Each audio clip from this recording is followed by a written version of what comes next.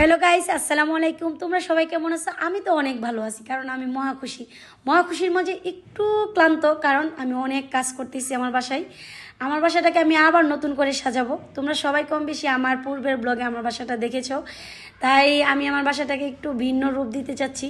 কিন্তু সেটা কি করতে চাচ্ছি সেটা অবশ্যই তোমাদের সাথে আস্তে আস্তে শেয়ার করব। এখন আমার আলমারিটা অন্য রুমে নিয়ে যাব। দেখো আমার বাসা সব কিছু একদম ঢেকে দিয়েছি, কারণ অনেক ধুলা উঠতেছিল, তার জন্য আমি ঢেকে দিয়েছি। আর আমার ছোট মেয়েটাও কাজে লেগে গেছে, তার বাবাকে হেল্প করতেছে।